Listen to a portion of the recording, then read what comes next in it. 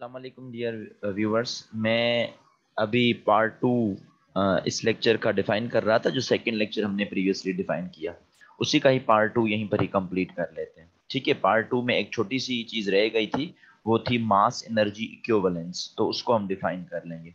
अच्छा, जो हमने तीन रिलेशंस पढ़े वो तीन रिलेशंस में आपको पहले बता देता हूँ, है ना। टाइम डायलेशन में हमने क्या पढ़ा? हमने टाइम डायलेशन में ये पढ़ा कि जो डेल्टा टी होता है वो किसके बराबर होता है? वो बराबर होता है delta TP, that is called proper time, जिसको हमने प्रॉपर टाइम कहा था, divided by 1 - v² divided by C square. ठीक है, तो अंडर रेडिकल के टर्म्स में हम इसको दे देंगे। मैंने बताया था कि अंडर रेडिकल में क्या है। ठीक है, अब डेल्टा टीपी के, हाँ बच्चे कंफ्यूज हो जाते हैं न्यूमेरिकल्स में कि सर डेल्टा टी का पता कैसे चले और डेल्टा टीपी का क्या पता चले। भाई डेल्टा टीपी को हमने एक नाम दिया था, और हमने कौन सा नाम दिया था? हमने इसको नाम दिया था प्रॉपर टाइम। और ये प्रॉपर टाइम कौन से रेफरेंस फ्रेम में हमने मेजर किया था? ये हमने मेजर किया था for a reference frame at rest. जब रेफरेंस फ्रेम किस में होगा? रेस्ट में होगा, तो we must go through delta TP. ठीक है, और डेल्टा टी क्या था? डेल्टा टी था वो फ्रेम ऑफ रेफरेंस जो रिलेटिव मोशन करेगा।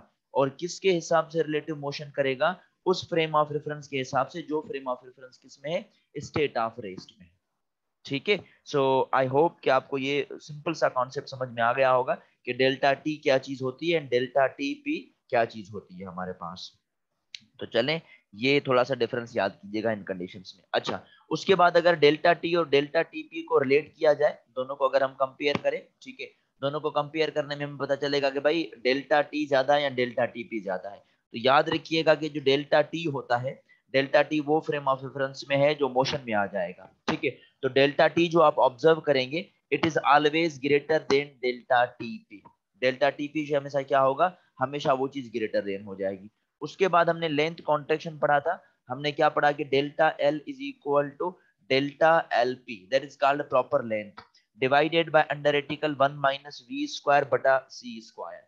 भाई डेल्टा एल पी क्या चीज है? डेल्टा एल पी भी वही चीज है कि भाई इसको हमने प्रॉपर लेंथ कहा था, और इसको हम कहां पर मेजर करेंगे? At the rest frame of reference में। लेकिन जब वो मूव करेगा तो उसकी जो लेंथ हो जाएगी वो डेल्टा एल की सपोजिशन में हम लेंगे।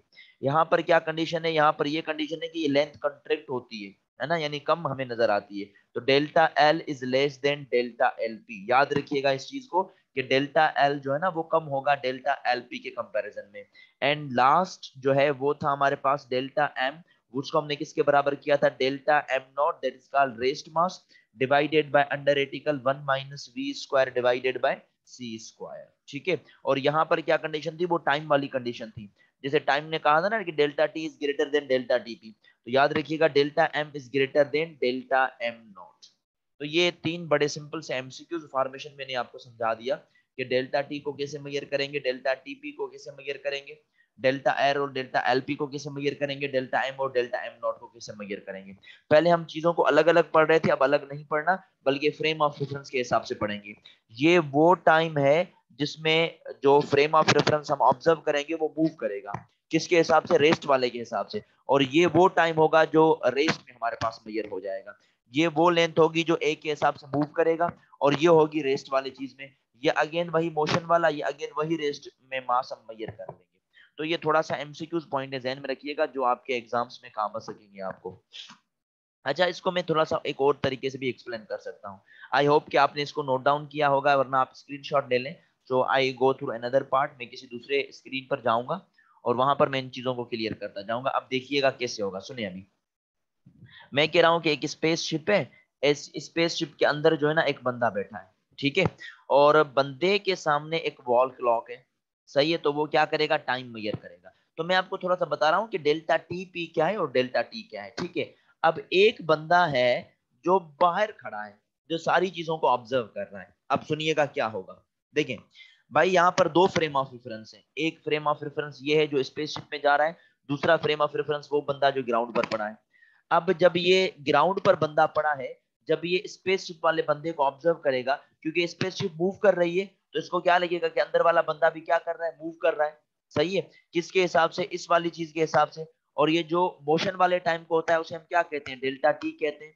यानी कि ये जो बंदा नीचे बैठा है ये कौन सा टाइम मेजर करेगा? डेल्टा टी मेजर करेगा। समझ आ रहा है?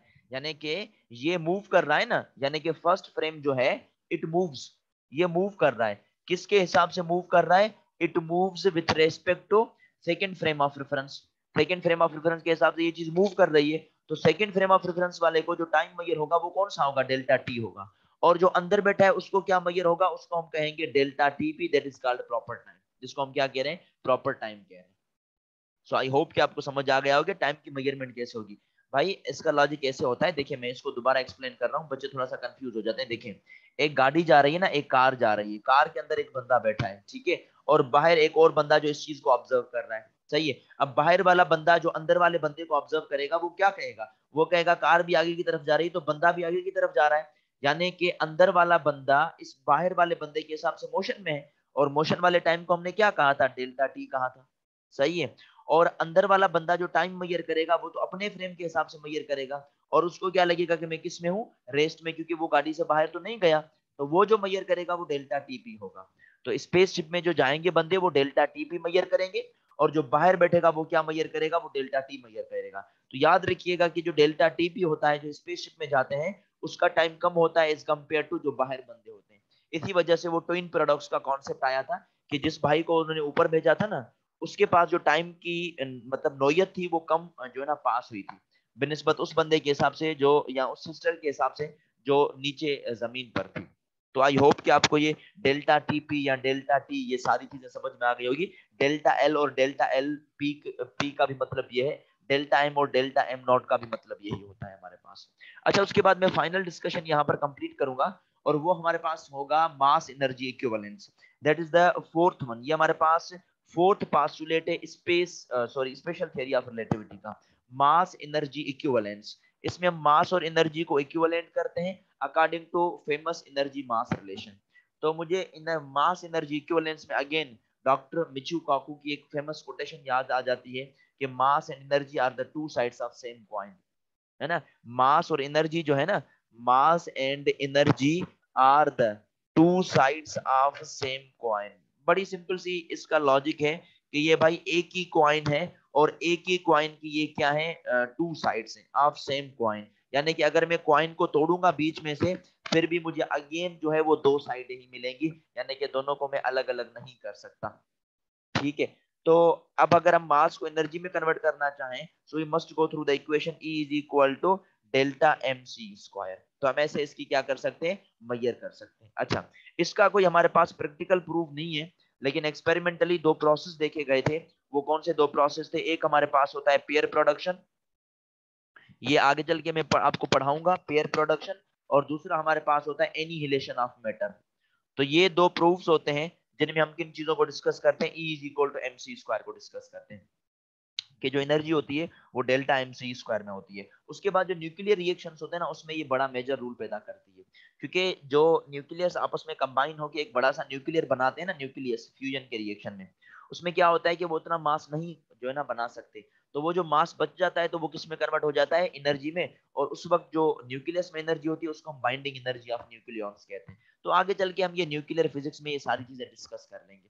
सो आई होप कि आपको ये मास एनर्जी इक्विवेलेंस कॉन्सेप्ट समझ में आ गया होगा कि बेसिक सा कॉन्सेप्ट हमारे पास किस केस में बन सकता है। उसके बाद मैं थोड़ा सा आपको एक फाइनली स्पीड लिमिट के बारे में बताना चाहूंगा, कि हम अगेन एंड अगेन ये फैक्टर इंट्रोड्यूस करवा रहे थे, 1 minus v squared divided by C squared. याद रखिएगा ये ऑलवेज जो आंसर देगा वो हमेशा लेस देन 1 देगा।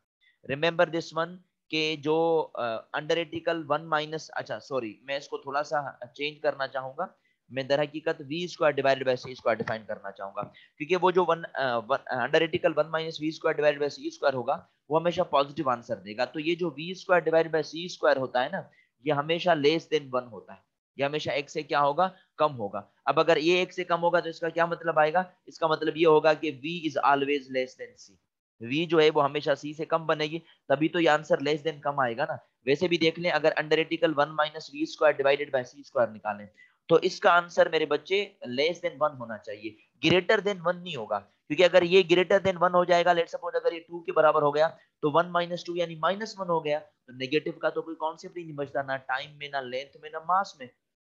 तो इस चीजों को डिफाइन करने के लिए याद रखिएगा v squared divided by C squared is always less than 1। इसका क्या मतलब है कि भाई v हमेशा लेस देन आपको क्या मिलेगी? c मिलेगी इस कंडीशन के हिसाब से।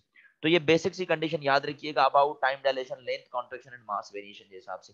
अच्छा, इसकी मैं कंक्लूजन ऐसे भी निकाल सकता हूँ, देखें अगर मैं v को c के बराबर कर दूं तो टाइम डायलेशन क्या होगा, लेंथ कॉन्ट्रैक्शन क्या होगी एंड मास वेरिएशन क्या होगी। अगर टाइम डायलेशन निकालेंगे तो delta t is equal to delta TP divided by under radical 1 minus C square बटे सी स्क्वायर। गेट कैंसिल, तो डेल्टा t का आंसर आपको क्या मिलेगा, इन्फिनिटी मिलेगा। तो वो जो स्पेसशिप में मतलब जो बंदा नीचे बैठ के स्पेसशिप वाले को ऑब्जर्व करेगा उसके हिसाब से टाइम क्या हो जाएगा, उसका इन्फिनिटी हो जाएगा। इसी तरीके के साथ अगर मास वेरिएशन देखें तो मास वेरिएशन की भी सेम इक्वेशन थी, तो उसका मास भी क्या हो जाएगा, इन्फिनिटी हो जाएगा, बहुत ज्यादा बढ़ जाएगा। और अगर लेंथ कॉन्ट्रैक्शन को देखें तो delta L is equal to delta L naught under एटिकल 1 माइनस सी स्क्वायर बटे सी स्क्वायर।